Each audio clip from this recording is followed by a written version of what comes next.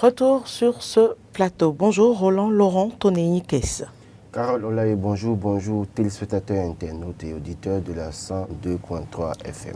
Nous démarrons avec vous la rubrique analyse de ce matin et nous allons commencer par nous intéresser au soutien tous azimuts à Ouadagni 2026, le repositionnement de ces opportunistes politiques en ligne de mire. Quelle est votre lecture? Je crois que ce que dit le journal n'est pas contraire à ce que j'ai dit au lendemain du choix de Romier Ouadagni comme candidat de la mouvance présidentielle. Tout le monde veut rapidement dire au nouveau candidat, en tout cas de la majorité, nous te soutenons, nous sommes avec toi. Parce que oui, il le dit très tôt, c'est avoir la chance d'avoir l'attention du nouveau candidat qui, si Dieu le veut, sera président de la République du Bénin. Et donc oui, on a appris à voir ça, hein, ce n'est pas la première fois que ça se passe comme ça. Tout le monde veut rapidement déclarer son soutien parce que oui, il faut quand même s'assurer qu'à partir de 2026, ce ne soit pas sans soi en fait, en réalité. Et donc, c'est dans cette dynamique que beaucoup de personnes font leur déclaration. Pour repositionnement stratégique, j'ai toujours dit qu'au Bénin, malheureusement, je le dirai encore ce matin, ce n'est pas la conviction, ce n'est pas l'idéologie qui fait la politique, c'est les intérêts, malheureusement. Les intérêts ou parfois la crainte des représailles. Et oui, beaucoup savent très bien que, tablant sur le fait que 2019, 2020, 2021, 2023, le pouvoir en place a gagné les élections. Dans leur tête, oui, il se peut que le pouvoir gagne encore les élections en 2026 et par conséquent, il vaut mieux très vite se décider. Et vous allez voir, j'ai fait un exercice assez terrible. Hein. J'ai vu quelqu'un m'envoyer un groupe, un lien pour intégrer un groupe Romier Ouadagni et j'ai intégré le groupe. Et je vois les têtes qui rentrent dans le groupe. Je souris chaque fois quand je vois et quand je vois les messages. Mais en off, je discute avec certains. Et quand je discute avec ces personnes en off, ce qu'ils disent et ce qu'ils viennent écrire dans les groupes WhatsApp, ça me fait sourire. C'est pour vous faire comprendre que oui, aujourd'hui, il y a bien des gens qui sont assez sincères dans leur choix, qui vont mouiller le maillot pour Romier Ouadagni dans leur tête pour qu'ils gagnent les élections. Mais il y a des gens qui, évidemment, seront entre deux choix. C'est-à-dire qu'ils sont au milieu là, ils font croire à Romier Ouadagni dans la journée qu'ils sont avec lui et dans la nuit, ils ne vont pas faire du porte-à-porte pour aller dire écoutez, non, on n'est pas là-bas parce que oui. Donc, écoutez, ils seront avec l'opposition, ils seront avec la mouvance, espérant que si un camp gagne, bon, c'est vrai que ça ne vient pas d'eux, hein, parce qu'on sait très bien qu'il y a un policier dans ce pays qui avait toujours l'habitude de financer tous les camps, espérant dès lors qu'un camp gagne, c'est qu'il est sûr que oui, il ne va pas taper poteau. Donc oui, c'est de la stratégie des acteurs politiques, malheureusement, parce qu'on ne suit pas une ligne claire, une idéologie claire, une conviction claire. Donc oui, le repositionnement, et vous allez voir, j'ai dit, hein, écoutez. Vous voulez dire que ce n'est pas une conviction politique, mais plutôt des intérêts électoralistes? Laurent Roland Tonéi-Kess continue de dire qu'au Bénin, nous n'avons pas pour autant d'acteurs politiques convaincus qui vont faire la politique par conviction. Je veux bien voir 2-3 personnes sur ce plateau me dire qu'ils sont en train de soutenir Patrice Talon par conviction. Je veux bien voir 2-3 personnes qui vont me dire qu'ils sont dans l'opposition par conviction. Non, je le dis. Et ça n'engage que moi. Et je vais vous expliquer du terre-terre. Écoutez, quand vous regardez dans l'opposition, il y a plusieurs personnes qui se retrouvent dans l'opposition. Je mets de côté même les opposants que j'appelle opposition fait valoir. Même ceux qui se font appeler opposition crédible aujourd'hui. Quand vous regardez dans le lot, il y a ceux qui sont animés par un esprit de vengeance. À tout prix, il faut reprendre le pouvoir Patrice Talon. Je mets ça de côté. Vous allez voir ceux qui sont dans l'opposition parce qu'au début du mandat, on leur a promis des choses. Et ça tardait à venir. Ils sont devenus ils se sont énervés, ils sont devenus colériques et puis on virait dans l'opposition. Il y a ceux dont les biberons ont été coupés. D'accord? Et qui se retrouvent. Il y a ceux dont les affaires ont été en difficulté qui se retrouvent là-bas. Et vous allez voir que dès lors que l'opposition va gagner le pouvoir, vous allez voir que certains parmi eux, dès lors qu'ils ne seront pas satisfaits aux premières heures, vous allez les voir automatiquement devenir encore opposants de ceux qu'ils ont soutenus ou bien ceux qu'ils ont amenés au pouvoir. C'est pourquoi je dis que la politique au Bénin doit être repensée autrement. Repartons sur les fondamentaux de la politique. Le militantisme à la base. Nous venons en politique pour quoi? Venons-nous en politique pour servir ou bien nous venons en politique pour nous servir? Et donc quand vous regardez un peu ce qui se passe dans notre pays, écoutez, beaucoup de personnes n'ayant pas trouvé place de l'autre côté, espérant que oui, ils sont du côté du Parti des démocrates, le parti du peuple, dit-on. Évidemment, c'est que, oui, s'ils gagnent le pouvoir en 2026, c'est qu'ils auront la chance d'être positionnés autour de la marmite. Donc, peu ou prou, que ce soit dans la mouvance, écoutez, ils sont nombreux, hein. Ils sont nombreux, vous les connaissez mieux que moi, qui, entre deux tours des élections, peuvent rapidement sauter de pieds et joints de l'autre côté pour désavouer telle ou telle personne qu'ils ont soutenue pendant 10 ans. Donc c'est ça le véritable problème que nous avons aujourd'hui. Et quand vous regardez un peu sur la scène politique, que ce soit dans l'opposition que dans la mouvance, est-ce que véritablement, à quelques différences près, hein, véritablement les gens sont-ils venus ou bien avaient-ils véritablement servi le peuple ou bien se sont servis? On me dira oui, le leader a servi le peuple. Mais ceux qui ont été tout autour du leader ont-ils servi le peuple? Alors aujourd'hui, est-ce que véritablement le peuple est servi ou bien on se sert? Je crois que chaque Béninois est mieux placé pour répondre à ma question. Mais ce que je sais, c'est que avec le temps, ça va changer. Ça va changer. Et c'est pour ça qu'on appelle à la réflexion, au changement de comportement des acteurs politiques. Les acteurs politiques devront fondamentalement, dès maintenant, comprendre que nous devons laisser un bon héritage à la nouvelle génération. Les jeunes d'aujourd'hui observent ce qui se fait. Les jeunes aujourd'hui ont envie de faire comme les aînés. Et de ce point de vue, si les gens continuent à avoir les mauvaises pratiques en politique, les jeunes ne sont pas prêts à changer parce qu'ils voudront faire comme ces personnes-là. Alors, jusqu'à quand est-ce que ça va durer? Je me pose la question et je me dis oui. Et, écoutez, c'est les intérêts, comme vous l'avez dit, c'est vous qui avez utilisé le mot électoraliste qui guide les déclarations aujourd'hui. Et j'ai quand même dit, hein, j'attends que la liste des candidatures pour les législatives ou des communales sorte pour voir si véritablement il y a union sacrée. Parce que j'ai vu quelqu'un écrit union sacrée autour de Romain Wadayi. J'ai demandé union quoi déjà, si c'est sacré véritablement. Parce que, à proprement parler, union sacrée, et que vous vous rappelez très bien, un journal a écrit également que les grands électeurs sont du côté de Romain Wadayi. Nous savons très bien comment est-ce que ces grands électeurs se comportent. Beaucoup parmi eux étaient du côté de Zinsou ou de Adjavon en 2016, mais notamment était au chevet des populations pour dire qu'il faut faire Patrice Talon. Donc, c'est autant de choses qui font qu'aujourd'hui, il faut faire très attention. Rien contre le candidat Romain Wadayi, c'est sa chance d'être choisi par Patrice Talon. Ce n'est pas donner à n'importe qui d'avoir la confiance de Patrice Talon et pour pouvoir le remplacer, le succéder, pardon, si les Béninois acceptent ça. Et donc, c'est sa chance, mais qu'ils comprennent que ce n'est pas parce que tout le monde vient pour dire il est bon que tout le monde pense du bien de lui. Beaucoup disent qu'il est bon et en neuf disent qu'il n'est pas bon. Alors quel crédit accorder alors à ces soutiens visiblement opportunistes? Est-ce que Romuald Wadayi peut s'en passer au jour d'aujourd'hui? Non, aujourd'hui, quand les gens viennent pour dire nous vous aimons, vous êtes bons, vous ne pouvez pas leur dire ah non, on ne veut pas de vous. Mais c'est à vous de comprendre que c'est une stratégie politique que les acteurs politiques ont de tout temps utilisé et il va falloir faire attention pour ne pas tomber dans le piège de l'autosatisfaction pour dire oui, on a déjà gagné les élections tout de go. Aucun crédit, en tout cas. Pour certaines déclarations, on peut accorder un peu de crédit hein, parce que oui, ils ont fait Patrice Talon pendant 10 ans, ils n'ont pas envie de perdre leur position. Ils ont envie d'être repositionnés pour être députés. Ils ont envie d'être encore ministres pendant 10 ans, en tout cas 5 ans de plus que les 10 ans. Il y en a qui veulent encore continuer à être ministres jusqu'à 20 ans.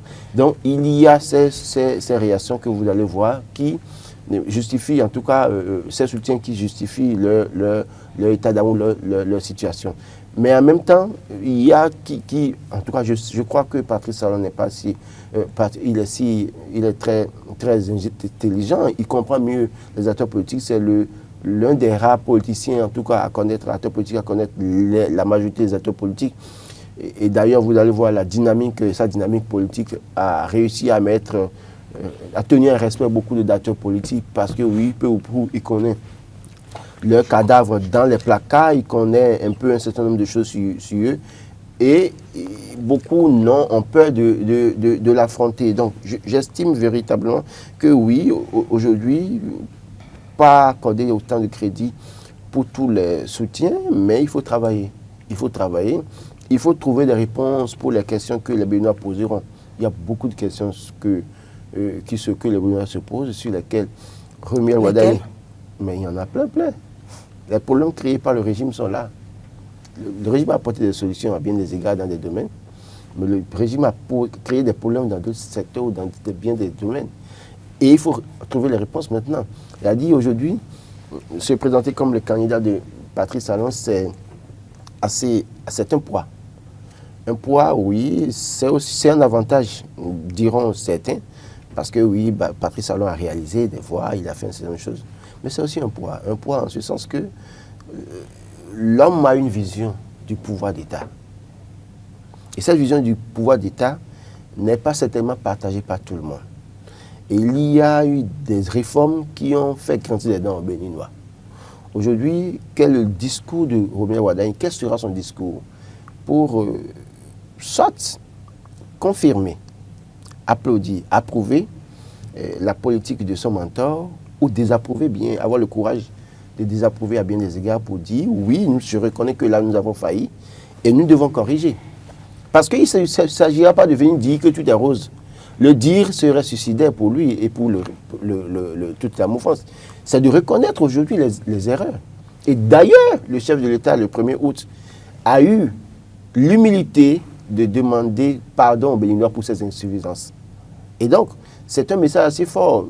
Même si aujourd'hui, ce pardon pour moi, demandé par le chef de l'État, ne me fait ni chaud ni froid, moi, personnellement, je pense que c'est une ouverture du chef de l'État pour son dauphin de reconnaître que oui, nous avons fait des erreurs. Nous avons eu des insuffisances à bien des égards. Et je promets, moi, Romuald Wardani, candidat de la mouvance, de corriger. Mais ne pas le dire et venir dire que tout est rose, tout est bon, va être suicidaire pour lui. Et donc, tout se passera dans le discours. Parce que les opposants, quand ils vont proposer leur candidature, ils ne vont pas lésiner sur les moyens pour sortir un certain nombre de choses, pour exposer les failles, les erreurs, les insuffisances du régime. Et quand je vois les gens applaudir tout, s'en prendre à ceux qui ont le courage de dénoncer certaines insuffisances, j'ai pitié de ces personnes-là parce qu'ils n'aiment pas véritablement Patrice Talon et peut-être n'aiment pas le dauphin de Patrice Talon. Parce que oui, des Béninois ont souffert au cours de ce régime. Quand je prends les producteurs, tout simplement, il faut trouver le message qui convient pour rassurer les paysans aujourd'hui. Quand je prends les AME, il faut trouver le discours pour les convaincre de ce que, oui, il n'y aura pas de test, c'est parce que vous avez prouvé, parce que quand regardez 2025, on a eu de bons résultats. Le gouvernement a été fier de dire qu'on a eu de bons résultats au CPE, BPC et au bac. D'accord? Mais qui sont ceux qui ont fait ce travail? Parce que quand vous prenez les enfants qui sont au CM2 aujourd'hui, à un moment donné, ils ont été pris par les AME. Quand vous prenez les enfants qui ont été au BPC, je suis tenté de dire que c'est des purs produits des AME. Quand vous prenez ceux qui ont été au bac depuis 3 ans, de seconde à aujourd'hui, à 2025, c'est des produits des AME. Je ne mets pas de côté les autres enseignants.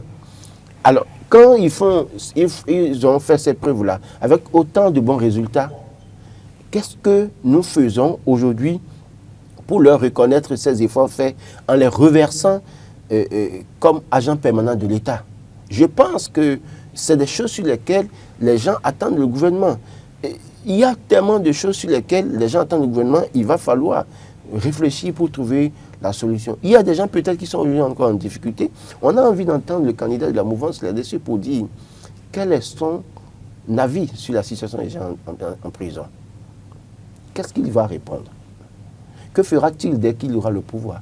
Si le Bénin lui donne la confiance, il est élu président en 2026, que fera-t-il des gens qui sont en prison? Que fera-t-il des exilés politiques? Que fera-t-il de ces jeunes qui aujourd'hui, sans jugement, se retrouvent encore en prison et copissent en prison? qu'est-ce qu'il faut faire? Donc, c'est autant de défis sur lesquels le candidat de la mouvance est attendu. Il ne s'agira pas de venir dire non, on s'en fout, tout est bon. Écoutez, quel exilé politique, quel détenu politique, ou quel AME, ou quel paysan, on s'en fout. Non, écoutez, nous on continue. Le pays est sur les rails du développement. On a tout fait. Regardez le boulevard de la Marina, regardez la statue d'Amazon. Écoutez, tout est beau. Non, ce discours, je pense que ça ne marchera pas. Il va falloir, oui, reconnaître les efforts, à un moment donné, vendre les efforts, les poids de Patrice Talon, mais d'avoir l'humilité de reconnaître qu'à des égards, on a bien péché, et quand on pêche, on demande pardon et on corrige. Mais comment pensez-vous que concrètement, Wadayi pourra faire le tri donc, parmi ses soutiens? Non, il ne pourra pas faire de tri. C'est-à-dire, bon, ils ont des informations, hein, bon, encore qu'ils ont les renseignements très efficaces pour savoir qui est qui dans la maison.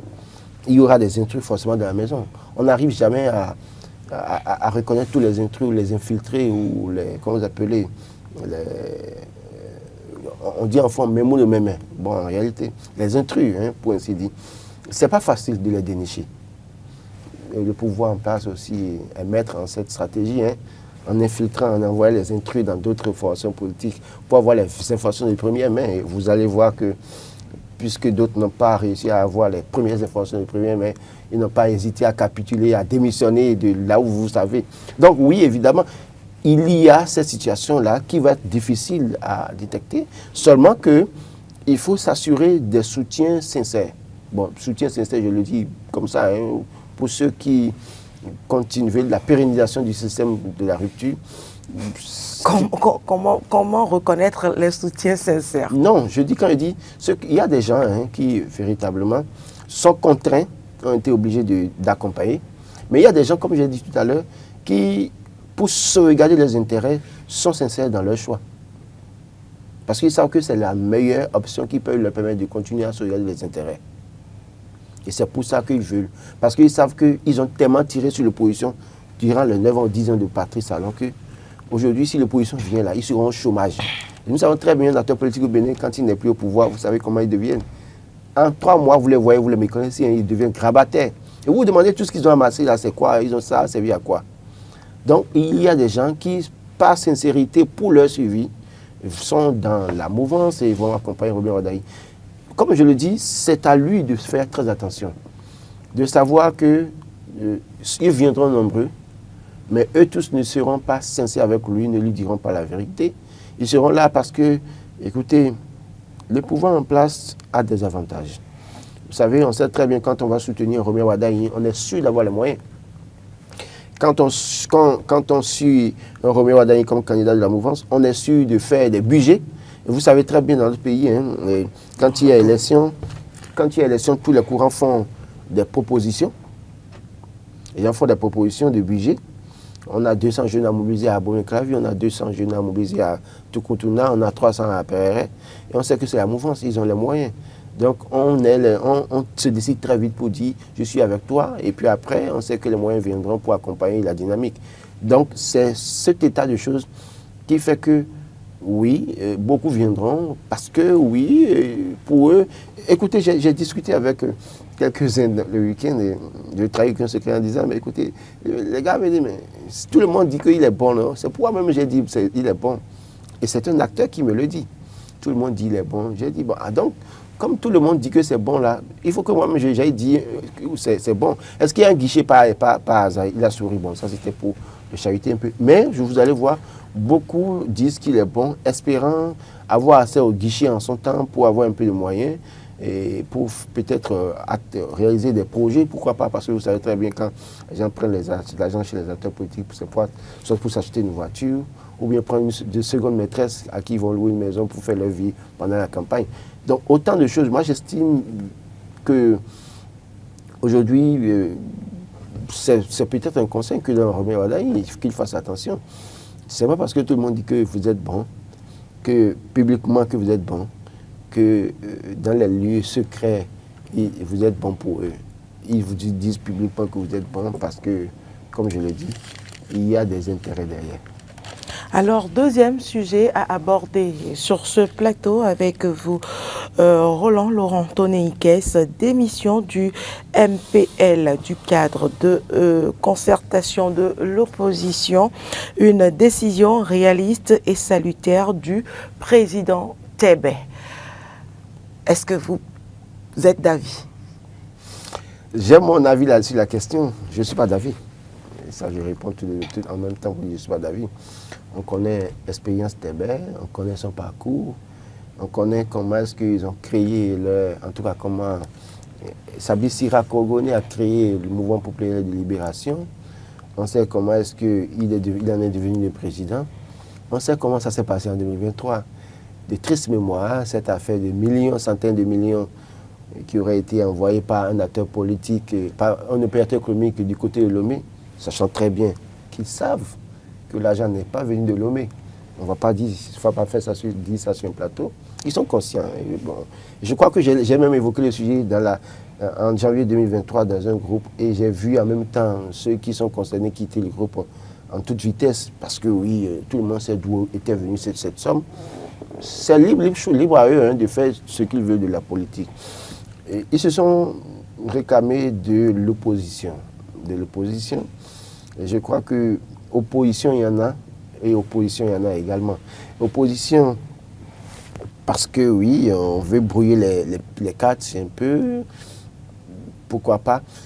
Aujourd'hui, j'ai vu la dynamique avec laquelle l'empressement du parti MPL de se retrouver aux côtés du parti des démocrates avec un certain nombre d'engagements pour dire nous irons aux élections ensemble. J'ai pu discuter avec un des éléments très proches de Expérience Tebet qui me rassurait que oui, ils ont discuté et qu'ils vont positionner, ils vont faire une sorte d'alliance, pas officiellement, mais avec le parti les démocrates et que oui, ils iront aux élections. Dans certaines circonscriptions électorales, les membres du parti MPL seront positionnés tête de liste ou deuxième sur la liste, tout ça là.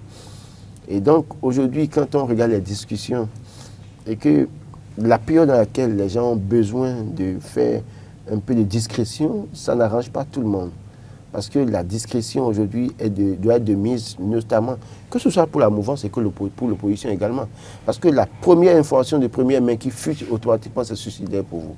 Est-ce que c'est parce que ce parti, se retrouvant dans ce cadre de concertation avec d'autres formations politiques, n'a plus les informations de première main peut-être à balancer à qui je ne sais, que ce parti estime qu'il n'y a pas de consensus, il n'y a pas de... J'ai lu un peu son message et j'ai suivi aussi son émission sur l'un des médias en ligne.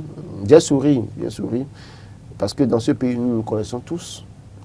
Heureusement que le Bénin ne fait pas la superficie de la... Est-ce un désaveu stratégique? Non, ce n'est pas un désaveu stratégique, il faut laisser. Moi, le Bénin n'est pas, je disais, le Bénin n'est pas grand comme la Chine ou la Russie ou le Niger. C'est quand même les 112 000, 114 000 km², on se connaît. Hein, et depuis là, je crois qu'on est pratiquement dans la même génération. On se connaît très bien, on se voit. Et chacun connaît chacun. Donc évidemment, que personne ne vienne tromper le peuple béninois, que le peuple soit éveillé pour savoir quel choix faire. Moi, je crois qu'il revient aux Béninois d'observer. Je ne serai pas un élément d'alerte pour dire aux Béninois que tel est mauvais, tel est bon. Les Béninois sont libres de choisir entre la continuité ou la rupture, ou une nouvelle rupture. Parce que là, maintenant, on ne parle plus de rupture, on parle de continuité de la rupture. Et peut-être que les autres viendront nous proposer une nouvelle rupture, encore que les terminologies ne changent pas. On a entendu parler de, comment vous appelez, l'Union pour le Bénin du futur, sous le général Kekou. On a parlé de changement avec Boni Yahi qui après nous a amené la refondation. Et puis la refondation est partie, on nous a parlé de rupture. C'est pratiquement la même chose que les mêmes acteurs politiques ramènent, mais avec des terminologies différentes, peut-être pour blaguer le peuple. Parce que ça ne change véritablement pas à proprement parler à quelques exceptions près. C'est les mêmes acteurs qui viennent, ils s'asseyent, ils réfléchissent, ils sortent une autre terminologie, ils se mettent en groupe pour dire au peuple non, refondation là c'est du bluff, écoutez, c'est la rupture. Et vous allez voir après, les opposants vous diront que la rupture n'a pas marché et qu'il faut peut-être une nouvelle rupture ou bien, ça dépend, une nouvelle... fermer la page, une nouvelle fermeture de page, je ne sais pas quelle terminologie ils vont encore amener, mais il revient au peuple d'être éveillé pour choisir entre en tout cas de choisir ce qui est bon pour eux. Hein. Moi, je suis citoyen béninois, j'ai toujours voté et je voterai encore pour le choix que je porte. Ça peut changer, ça dépendra du choix des opposants également. Parce que, quand vous prenez 2 candidats dans la balance, vous voyez, vous regardez les compétences, et même si vous avez des choses à reprocher à certains, c'est que quand vous regardez les dynamiques qui sont en cours, il se peut que vous virez de l'autre côté. Évidemment, pas pour apporter soutien, pour dire je suis, Wadaï est bon, ou bien pour dire que le candidat de l'opposition est bon, mais le choix après des analyses assez minutieuses sur les candidatures qui nous seront proposées. Alors, cette décision peut-elle redonner au MPL une certaine indépendance en vue de 2026? Écoutez, quelle indépendance ils veulent avoir? On connaît les partis qui vont aux élections. Et les partis qui vont aux élections, on connaît les partis qui peuvent avoir des élus, ou bien qui vont qui peuvent faire l'effort d'avoir des suffrages dans toutes les circonscriptions électorales. Alors, quelles sont les réelles intentions qui se cachent derrière cette démission? C'est de la pure distraction ce qui se passe. C'est de la pure distraction. Ça n'a pas autre nom. MPL veut avoir quel élu dans quelle circonscription électorale au Bénin? Où? Sur quelle base? Je vous ai dit, des partis ont été créés dans ce pays. On connaît la mission. J'ai parlé du FCBE hier. Voilà un autre parti.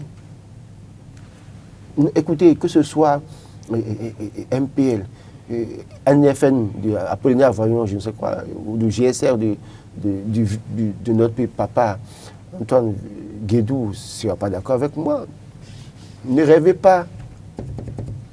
D'ailleurs, qu'il ne vous a pas échappé, que Raoul Blessoubé, ancien secrétaire général de la mairie d'Abo-Benkalavi, fonctionnaire de la CEDEAO si vous voulez également, membre de GSR positionné dans la 23e, n'a pas eu de gêne à démissionner pour rejoindre la mouvance.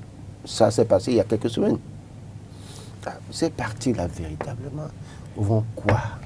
Pèsent quoi? Dans la mouvance également, il y en a. Je crois que ce qui se passe où on dit tel cas de concertation, ou tel dit je me désolidarise, je ne suis plus avec l'opposition, ou dit je ne suis plus avec la mouvance, c'est de la distraction. Parce que quand vous regardez bien ces personnes, la plupart du temps, elles ne valent pas une feuille de texte. Non, pour moi, elles ne valent pas. Au lieu d'aller en rang soudé pour plus de victoires, ils préfèrent partir parce qu'ils n'ont pas réussi à accomplir pleinement leur mission. Ça rapportera quoi? Moi, je pense que ça ne rapportera rien. Écoutez, c'est pas... N'est-ce pas une première étape pour tendre vers les partis au pouvoir? Ça ne devrait pas vous surprendre. On a vu Théophile Yarou avec la nouvelle alliance centriste. Après, il est où? On a vu Irénée Agossa restaurer la confiance. Parti Orange, nous a-t-on dit à l'époque. Il est où? Paul Rompouet aujourd'hui dit qu'il veut aller négocier accord de gouvernance ou bien accord de coalition parlementaire, alors qu'il sait très bien que l'avènement du Parti des démocrates a déjà scellé sa mort politique. Espérance Tébé, si vous le voyez dans la mouvance demain, ne serez pas surpris. Ce serait le suite logique de son parcours politique. Donc, oui, c'est pourquoi il dit que c'est de la distraction. Les gens posent des actes pour montrer que oui, tel camp n'est pas bon et que c'est les autres qui sont bons. On désavoue, on reste dedans, on a les informations et puis après on désavoue et on revient en personne, en une nouvelle personne pour s'afficher comme étant comme si on était devenu blanc comme neige. Non, non. Je crois que cette première étape après, c'est oui. Moi, je serais à la place de Espérance Tébé ou de Paul Rompouet que j'aurais eu le courage de jeter les masques officiellement, comme Théophile Yarou n'a pas eu de gêne à quitter, à créer son parti de la Nouvelle Alliance et après à se retrouver dans la mouvance. Ça, les jeunes personnes, est-ce qu'on en parle encore? On n'en parle plus. Il se la coule douce là-bas, ce n'est pas un problème. Donc, je crois que ce jeu où on veut désavouer les autres à tout prix, parce qu'on a envie d'atteindre un objectif, c'est pas bon, pour moi c'est malsain. Appelons les acteurs à plus de crédibilité, à plus de courage. Quand on fait un choix, on assume, on ne fait pas de jeu de ping-pong. On dit clairement, je vais dans la mouvance. Personne ne leur en voudra. Personne. Parce que c'est leur choix. Et si entre-temps, ils avaient même une conviction, une idéologie qu'ils poursuivent, c'est libre à eux. Mais aller à gauche et à droite, faire ces jeux-là, pour moi, on a dépassé ça. Alors, à travers cette démission, peut-on parler d'un échec du cadre de concertation de l'opposition aujourd'hui? En quoi est-ce que c'est un échec? Est-ce que le cadre de concertation, c'est vrai que c'est eux qui ont réfléchi à proposer l'audit du fichier électoral. Et puis après, on a vu les résultats. Et maintenant, l'idéal aurait été de les voir ensemble pour aller aux élections, pour gagner les élections ensemble et diriger le pays après ensemble. Mais si aujourd'hui, quand on regarde un peu, vous savez, on a peut-être tendance à oublier certaines choses. On a vu la résistance. Sous Patrice Talon, il y avait la résistance. Et dans la résistance, des gens étaient partis. Vous vous rappelez de ces rencontres périodiques à Vidolé, à Cotonou. Mais après, des gens sont partis. Ça n'a pas empêché le Parti des démocrates d'aller aux élections et d'avoir 28 sièges. Mais les autres qui sont allés aux élections, Tébé est allé aux élections avec son parti. Il a pu avoir quoi? Paul Roupé est allé aux élections avec son parti. Il a pu avoir quoi? Donc, est-ce que c'est eux qui font la force de l'opposition aujourd'hui? Ou bien, en réalité, la force de l'opposition se retrouve d'un côté? Et moi, je suis tenté de dire, la force de l'opposition se retrouve d'un côté. Et il leur revenait seulement de venir renforcer cette force-là pour être davantage plus fort. Mais ils se décident à eux, en tout cas, de quitter cet ensemble-là et de laisser les autres continuer. Alors, si les autres continuent à travailler, ils continueront peut-être à avoir des victoires seuls et ils auront seuls les pleins pouvoirs de diriger le Bénin ou bien de contrôler le Parlement. Ce n'est pas gagné d'avance, hein, parce que aussi, parfois, s'amusent à dire tout le temps qu'ils sont partis du peuple. Ce n'est pas comme ça. Parce que oui, j'ai pu voir un potentiel ou bien un potentiel candidat, je suis tenté de dire, du parti appeler les électeurs à aller chercher les 4 CP à l'année pour se faire enrôler, avoir les 4. Je crois que c'est comme ça que ça doit se faire. Et parce que se faire appeler le parti... Moi, je discute avec beaucoup de personnes qui disent désavouer le régime de Patrice Talon, mais malheureusement, qui disent qu'ils n'iront pas voter. J'ai surpris 2 dames la dernière fois qui disent, ça va plus de 10 ans que moi j'ai voté, hein, que nous on a voté, hein, on n'avait pas ce temps. Donc le parti du peuple dont vous réclamez être, en tout cas, les gens sont prêts à dire partout qu'ils ne sont pas d'accord avec le régime Patrice Talon, mais malheureusement ne sont pas prêts à sortir pour aller voter. Donc le discours doit être de ce côté, le message doit être orienté vers cette situation-là, rassurer les gens, les encourager à les voter, parce que la communication à outrance de l'autre côté fait croire que déjà Romain Wadagne a gagné. Et il y a des Béninois qui banalement sont fragiles dans leur choix, que quand ils voient certaines choses, ils disent « Oh, c'est déjà bouclé, tout est pipé, les dés sont pipés », et ainsi de suite. Et donc, dans cette dynamique, oui, quand beaucoup ne sortiront pas pour aller voter, il se peut que l'autre ne gagne pas KO. C'est pourquoi je continue de dire, le peuple seul souverain décidera, le peuple seul souverain choisira et on verra bien ce que le peuple choisira, si c'est la continuité ou la rupture ou une nouvelle rupture. Mais je crois que les acteurs politiques mouvants sous opposition doivent pouvoir quand même revoir leur discours, revoir leur posture, ne pas dire tout de go que puisqu'on est au pouvoir, on a gagné, ou tout de go parce qu'on voit le peuple crier tout le temps que le régime Patrice Talon a péché à bien des égards, qu'on a déjà gagné les élections. Il y a bien un travail profond à faire, un travail de terrain à faire, un travail de sensibilisation, de conviction, avec un discours bien taillé sur mesure pour pouvoir espérer avoir la confiance du peuple.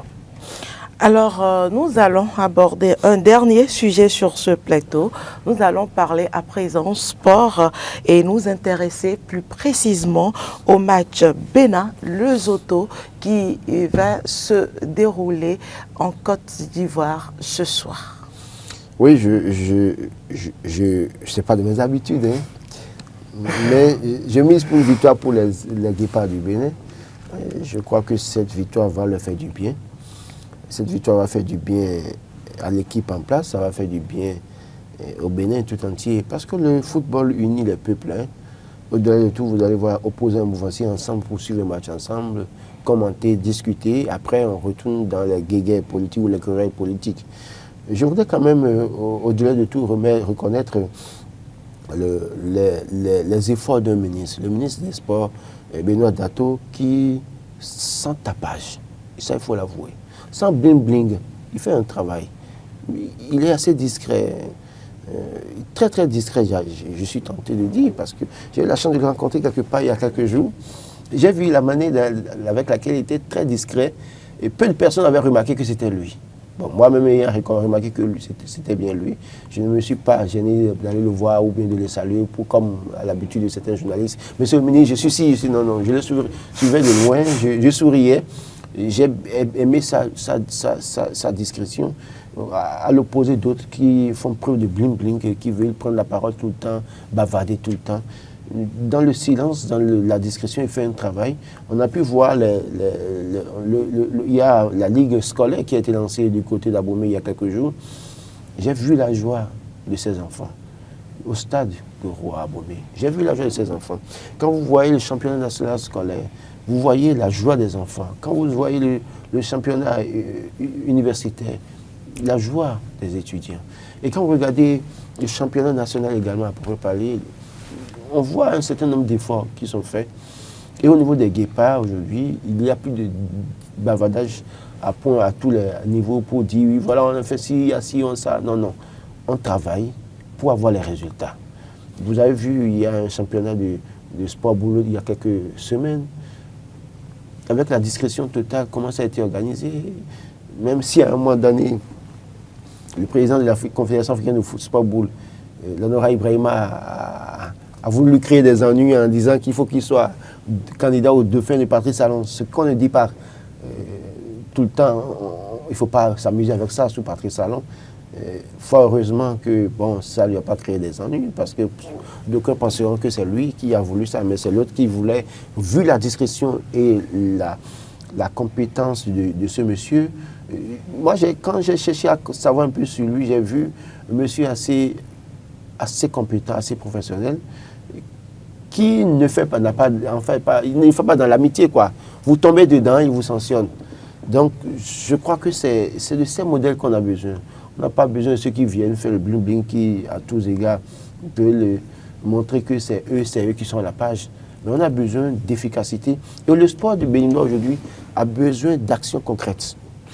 Quand je regarde les guépards aujourd'hui, je suis le premier à dire, il faut repenser le football béninois à la base. D'accord, il faut le repenser. Les guépards qui sont là, pour moi, vous allez voir, quand on a commencé à amener du 109 dans l'équipe, ça a commencé par prendre. C'est vrai qu'on n'a pas été... Le sélectionneur nous a dit que c'est la Coupe du Monde qu'il vise, alors que nous avions échoué pour la CAN. J'ai été le premier à le critiquer pour dire, mais écoutez, le moindre, vous n'avez pas réussi à atteindre ça, vous voulez le plus grand. Mais aujourd'hui, pas de patriotisme, et avec la victoire qu'ils ont pu avoir face au Zimbabwe, j'ai pu voir les images, 22 passes, sans que les... Justement, le Zimbabwe, ce n'est pas le Lesotho, c'est vrai que attention, je ne m'y connais pas trop oui, mais en sport, mais... Attention, quand on veut voir le jeu construit par les guépards, pour avoir le seul but de cette rencontre, on a des motifs. Quand on regarde le Real Madrid, le Barça parfois, c'est les équipes... en la victoire. Non, on peut commencer par croire. Je crois en la victoire des guépards aujourd'hui. Et pour moi, ils vont gagner. Même si c'est 1-0. Parce que je crois que c'est Modeste qui a partagé un message avant le Modeste Rondé-Kondi, qui anime désormais l'émission sportive sur Eden TV, a partagé un message avant le match face au Zimbabwe, où tous les pays, leur prière, c'est double défaite pour le Bénin. Que ce soit le Rwanda, que ce soit Nigeria, que ce soit les autres Zimbabwe, c'est double défaite pour le Bénin. Donc si le Bénin a double défaite, c'est que ces pays, chaque pays remonte dans le classement. Donc, fort heureusement, on a évité une défaite. Une défaite. Donc, nous avons intérêt à prier. Moi, personnellement, je vais prier pour la victoire aujourd'hui. Et qu'on ait une seconde victoire, et espérer aller à la Coupe du Monde, pourquoi pas. Ça va être peut-être une première dans l'histoire du football béninois. Parce que oui, on a envie de voir les nôtres aussi Même si moi, je n'aurai pas la chance de rentrer dans l'avion comme journaliste sportif pour me retrouver là-bas, mais je serais fier de voir mon pays là-bas, de voir des confrères quand même qui tout le temps ont donné le meilleur. Est-ce que la performance y est? Non, non, aujourd'hui, il y a... espérer cette victoire. Aujourd'hui, il y a un travail qui a été fait, il faut le reconnaître. Même si je désavoue bien qu'un autre avec ses classements parfois ou ses ambitions moindres à la limite, je crois qu'il y a un travail qui se fait. Mais ce n'est pas la fin. Je crois que dès lors qu'on continue avec l'équipe en place, je continue de dire qu'il faut commencer par préparer la relève. Il ne sert à rien de chaque fois aller chercher des joueurs dans les championnats de 4e, 5e ou 10e division parce qu'ils sont en Europe. Non. D'autres pays nous ont montré le chemin. La Côte d'Ivoire, le Sénégal, les jeunes sont repêchés dans les championnats dès le bas âge. Nous avons un championnat scolaire qui a montré de bonnes performances. Les jeunes sont allés au plan mondial, ont montré ce dont ils sont capables. Nous avons la ligue scolaire qui a été lancée du côté d'Abomey. Quand vous faites ça, c'est pour faire quoi? La finalité, c'est quoi? C'est pour dégager les jeunes et maintenant les mettre ensemble pour qu'ils commencent à jouer ensemble. Quand vous avez des centres des académies construites par la FIFA ou la CAF, surtout avec le soutien de la FIFA ou de la CAF, du côté de Missété ou bien de Candy, se fera de moi pas. Quand c'est comme ça, pour moi, hein, et c'est mon avis, c'est les jeunes qui sont issus du championnat scolaire national ou de la ligue scolaire, c'est ces jeunes les meilleurs qu'il faut mettre ensemble désormais. Au lieu d'aller lancer les sélections, peut-être au plan national pour chercher d'autres enfants, on peut le faire. On peut réserver un quota sur un effectif de 20 qu'on peut répondre. On laisse un quota de 8 pour ceux qu'on va chercher au plan national. Mais les meilleurs au niveau du championnat national scolaire ou de la liste scolaire, ces meilleurs-là, on choisit aussi un lot, si c'est 12 de ce côté-là, qu'on amène ensemble dans ces académies-là pour les former ensemble. Et avec ça, quand ils vont grandir, ils vont développer un jeu d'ensemble. Ils seront imbattables. J'ai parlé du nombre de passes effectuées par les guépards pour marquer le but. Là, il y a eu un message, il y a une coordination. Et la coordination, ça ne s'obtient pas quand on va chercher un joueur, comment vous appelez, au Nigeria, un joueur au Ghana, un joueur en France dans une 4e division, un autre en 15e division en Belgique. Non, parce qu'après, quand ils viennent en entraînement, ils peuvent jouer, faire les entraînements. Il y a une cohésion. La cohésion s'obtient avec le temps. Ils se connaissent. L'autre connaît comment, dans telle condition, comment tel joueur peut, le réflexe que tel joueur peut avoir. Et c'est ça qui fait une équipe, et c'est ça qui fait la victoire. Donc, tout souhait, bonne chance aux Guépards. Je leur souhaite de gagner face aux Lesotho 2-0. 2-0, c'est ma prière. Vivement que les autorités, les acteurs du football béninois nous comprennent et comprennent que oui, il faut repenser le football béninois. Un effort se fait, mais il faut faire davantage. Il faut en faire davantage, pardon. Merci, Roland Tonei.